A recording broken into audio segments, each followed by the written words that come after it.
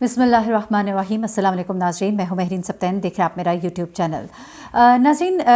इस वक्त उस्मान मिर्ज़ा केस के ऊपर बहुत बात हो रही है और लोग हैरान हैं, लोग परेशान हैं। एक केस जिसको कि हुकूमत पाकिस्तान ने इसके ऊपर एक स्टैंड लिया, ये वो केस है जिसके ऊपर उस्मान मिर्ज़ा केस, जिस पर हम मुसलसल अपडेट कर रहे थे। और ऐसे में लड़का और लड़की जो है उन्होंने ना सिर्फ ये कि मुल्ज़िमान की शनाख्त की, उनके बारे में बयानात रिकॉर्ड कराए अपने मजिस्ट्रेट के सामने, और अब यही बयानात जो है उनके गले का फंदा भी बन सकते हैं, क्योंकि ये बयानात जो है अगर अब इनसे पीछे हट रही है वो लड़का और वो लड़की, और वो ये कह रहे हैं कि वो इन मुल्ज़िमान को नहीं पहचान रहे, और वो ये बात जो है इसके साथ साथ उनके ऊपर लगाए गए तमाम इल्ज़ामात को वापस ले रहे हैं, उल्टा इल्ज़ामात पुलिस के ऊपर लगा रहे हैं, तो केस उनके ऊपर फ्रॉड का या गलत बयानी का भी बन सकता है। वो तमाम तर प्रोसीडिंग्स जो अब तक हो चुकी हैं वो उनके गले किस तरह से पड़ेंगी, ये तो एक और मामला है। लेकिन इस वक्त मैं आपको बताऊंगी कि इनके वकील ने कुछ अहम इंकशाफात किए हैं। उस्मान मिर्ज़ा केस में लड़के और लड़की की तरफ से जो वकील थे उसको आखिरी वक्त में, यानी कि आखिरी दिन जिस वक्त इनको के पेश किया गया अदालत में, वहाँ पे लड़की ने अपने बयान जो है सो वो यकसर जो है बदल गई। तो ये मामला क्या था, वकील ने इस बारे में कुछ बातें बताई हैं, वो सब मैं आपको बताती हूँ। और उसके बाद इल्ज़ामात पुलिस के ऊपर इस लड़की ने क्या लगाए हैं, और आने वाले वक्त में यकीनन जो बयानात मजिस्ट्रेट के सामने रिकॉर्ड कराए गए, वो बयानात जो अब तक दिए गए, वो इनके गले का फंदा किस तरह से बनेंगे। और अब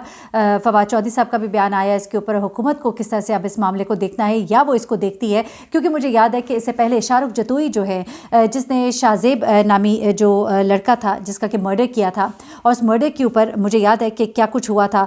एक ऐसा वक्त आया था 2012 में जब ये मामला होता है, उसके बाद 2017 में गालबन जो फैमिली है डीएसपी का ये ओनली सन था, और इस बच्चे के वालिद ने, यानी कि घर वालों ने, जो दियत का कानून है उसके तहत 2017 में इसको माफ़ कर दिया था। लेकिन उसके बाद क्या होता है कि 2018 में सुप्रीम कोर्ट ऑफ पाकिस्तान जो है इसके ऊपर नोटिस देती है, और फिर जो डेथ सेंटेंस शाहरुख को दी गई थी उसको कन्वर्ट कर दिया जाता है उम्र कैद में सिंध हाई कोर्ट की तरफ से। तो ये जब मामला सामने आया था तो एक उम्मीद और एक होप जो है वो बेदार हुई थी कि यकीनन अगर दियत के कानून को कहीं इस्तेमाल भी किया जाता है, या जिस तरह इस लड़का और लड़की के केस में अगर इनको किसी भी तरह जो 1 करोड़ के मामले कहे जा रहे हैं कि 1 करोड़ रुपया जो है इनको दे दिया, इनको चुप करा दिया गया है, या कोई थ्रेट्स होते हैं किसी भी फैमिली को, तो उसके ऊपर अगर सुप्रीम कोर्ट ऑफ पाकिस्तान अगर खुद नोटिस देती है तो क्या कुछ हो सकता है। उसमें शाहरुख जतोई जैसी इतनी पावरफुल फैमिली के लड़के की मिसाल हमारे सामने मौजूद है। लेकिन आज मैं उस शाहरुख जतोई की अय्याशियों की भी आपको कहानियाँ सुनाऊंगी, और वो चौकीदार और दुकानदार जिन्होंने अपनी आंखों से वो अय्याशियों के मनाजिर देखे, वो सब आपको बताती हूँ। लेकिन सिंध हाई कोर्ट ने जब इसको लाइफ टाइम इम्प्रिजनमेंट में चेंज किया था, तब मुझे याद है कि जस्टिस साकिब निसार जब एक दफ़ा उन्होंने जेल विजिट किया था, वहाँ पर उन्होंने एक बार फिर से देखा था कि ये लड़का किस तरह से वहाँ पे अय्याशियाँ जो एंजॉय कर रहा था। लेकिन ज़रा मैं पहले इस स्टोरी की तरफ आती हूँ, जहाँ पर ये इस लड़की ने अब इल्ज़ामात जो हैं उल्टे लगा दिए हैं उस लड़के के ऊपर, यानी कि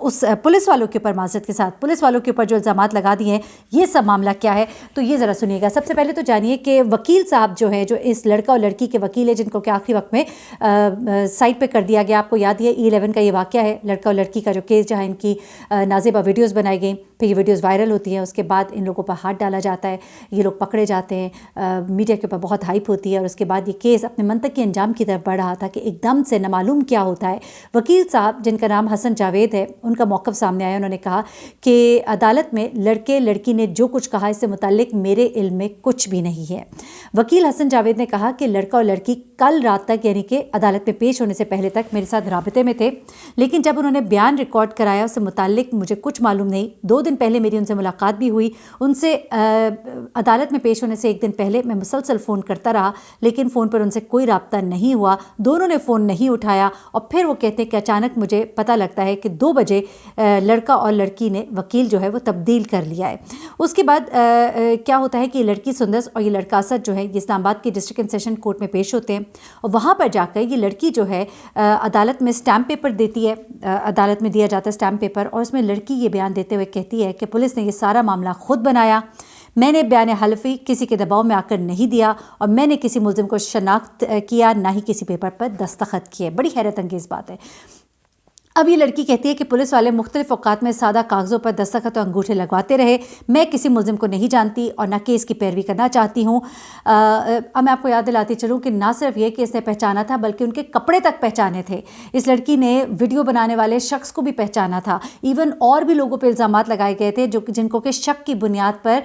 बेल दी गई थी انہیں ان کے جرم کو معاف نہیں کیا گیا تھا، بلکہ کہا گیا تھا کہ انہیں ضمانت مل سکتی ہے کیونکہ وہ ویڈیو میں نظر نہیں آ رہے۔ اچھا، اس کے بعد کیا ہوتا ہے کہ یہ لڑکی جو ہے وہ کہتی ہے، متاثر لڑکی نے کہا ہے کہ میں نے کسی کو بھی تاوان کی رقم نہیں دی۔ آپ کو یاد ہوگا کہ یہ بھی کہا گیا تھا اس لڑکی اور لڑکے کی طرف سے کہ ہم سے 11 لاکھ تقریباً پیسے تاوان کی مد میں لیے گئے۔ ریحان سمیت کسی بھی ملزم نے زیادتی کی کوشش نہیں کی۔ میں نہ ریحان کو جانتی ہوں، ریحان یہ وہ لڑکا ہے جو کہ ویڈیو بنا رہا تھا۔ اس کے بعد یہ تمام باتیں جو ہے یہ اس لڑکی کی طرف سے کی گئی ہیں، اور 16 جولائی کو اڈیالہ جیل میں اس لڑکی نے شناخت بھی کیا تھا ان لوگوں کو، لیکن اب وہ کہتی ہے کہ ایسا کچھ بھی نہیں ہے، نہ میں ان کو پہچانتی ہوں۔ یہ تمام تر معاملہ جب سامنے آیا ہے تو وکیل صاحب جو ہے وہ بھی شش و پنج کا شکار ہے، اور ان کا کہنا ہے کہ 2 دن پہلے تک ایسی کوئی بات نہیں تھی۔ یہ ضرور بتایا جا رہا ہے کہ لڑکی کے اور لڑکے کو عثمان مرزا کی فیملی کی طرف سے اپروچ کیا گیا مبینہ طور پر، اور جہاں پہلے تو ڈرایا دھمکایا جاتا رہا، لیکن اب 1 کروڑ کا معاملہ جو ہے وہ سامنے آ رہا ہے۔ لیکن اب اس میں اگر حکومت جو ہے وہ مدعی ہے اور حکومت جو ہے وہ اس کے اوپر اگر کوئی سٹیپ لیتی ہے تو پھر دیکھتے ہیں کہ عثمان مرزا کیس جو ہے وہ کہاں پر جائے گا۔ عثمان مرزا جیسے درندے کو کیا معاف کر دیا جائے گا؟ وہ جو بڑے ہی ابھی بھی آپ دیکھیں کہ جس طرح سے مرشد آیا تھا، مرشد آئے گا، مرشد رہا ہو گیا، اور اس طرح کی ویڈیوز بناتا پھرتا ہے، اور جس طرح سے وہ جب میڈیا والوں کو دیکھتا ہے تو اس کے جو آن بان شان دکھائی دیتی ہے، ان تمام حالات و واقعات کے باوجود وہ یہ بتاتی ہے کہ وہ بڑا پر امید تھا کہ وہ ان لوگوں کو ڈرا دھمکا لے گا یا خرید لے گا۔ معاملہ کیا ہوا ہے یہ اللہ بہتر جانتا ہے، آنے والے وقت میں جو بھی اس کیس میں ہوگا میں آپ کو بتاؤں گی۔ اب آ جاتے ہیں شاہ زیب قتل کیس میں، جو شاہ رخ جتوئی نامی جو لڑکا تھا، بہت ہی پاورفل انفلوئنشل فیملی کا یہ لڑکا، جس کو کہ پہلے سزائے موت اور اس کے بعد اس کو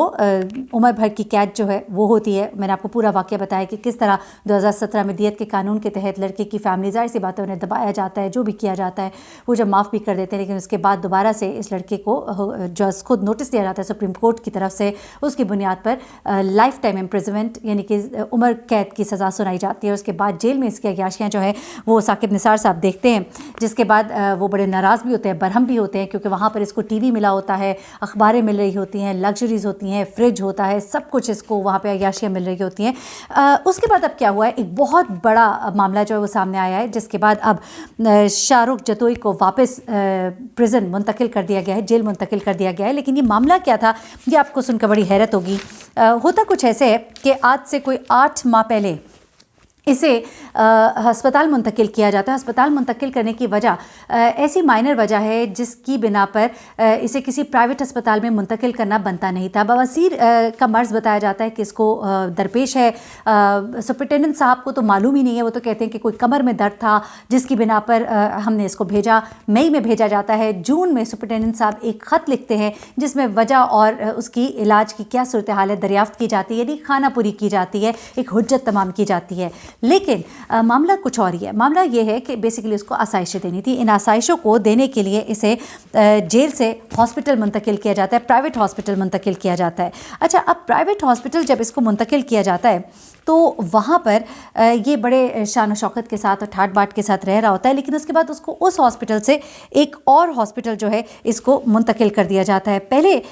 اس کو جس ہاسپٹل میں منتقل کیا جاتا ہے، اب یا تو یہ ہوتا ہے کہ آپ کو ایک ہاسپٹل سے دوسرے ہاسپٹل منتقل کیا جاتا ہے تو وہاں پہ یا تو آپ کا کوئی ڈاکٹر چینج ہو گیا، لیکن پراسرار طور پر ڈاکٹر نہیں چینج ہوتا، بلکہ عملہ جو پہلے اس ہاسپٹل میں تھا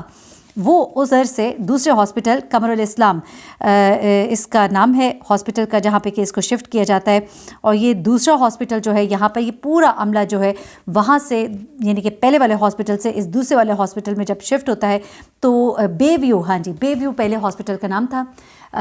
یہ ایک چھوٹا سا ہاسپٹل تھا، پرائیویٹ ہاسپٹل تھا۔ اب جو بیماری تھی اس کا علاج سرکاری اسپتال، جنا اسپتال یہاں ہو سکتا تھا، لیکن اس کو پرائیویٹ ہاسپٹل منتقل کیا جاتا ہے۔ ایک چھوٹا سا اسپتال اتنی بڑی عیاشی رکھنے والے خاندان کا اتنے چھوٹے سے اسپتال میں منتقل کرنے کی وجہ سمجھ آتی ہے۔ وہاں پہ عملہ جو ہے وہ خریدا گیا تھا یقیناً، اور وہ عملہ جو ہے جب وہاں سے پورے کا پورا عملہ دوسرے ہاسپٹل قمر الاسلام جاتا ہے تو یہاں سے شاہ رخ جتوئی بھی دوسرے اسپتال منتقل کر دیا جاتا ہے، ڈاکٹر کی وجہ سے نہیں بلکہ عملے کی وجہ سے، کیونکہ یہ عملہ اس کو پروٹوکول دے رہا تھا۔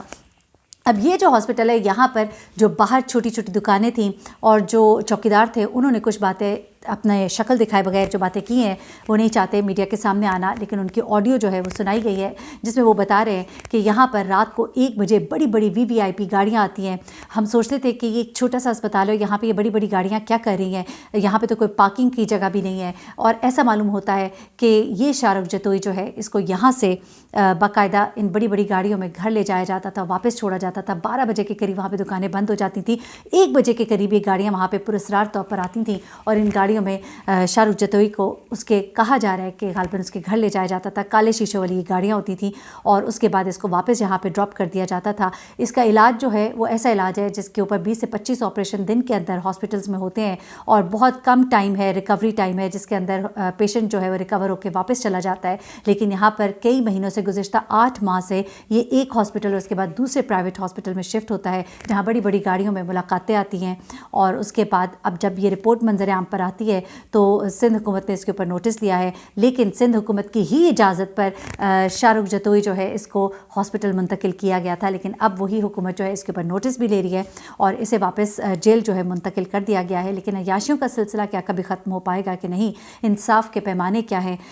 یہ سب جب ہم سنتے ہیں تو پھر ہمیں تکلیف بھی ہوتی ہے، پریشانی بھی ہوتی ہے کہ کیا انصاف جو ہے صحیح معنوں پہ مل بھی پائے گا کہ نہیں. مجھے مہرین سبطین کو اجازت دیجیے گا، اپنی دعا میں مجھے بھی یاد رکھیے گا، اپنا بہت خیال رکھیے گا. اللہ حافظ.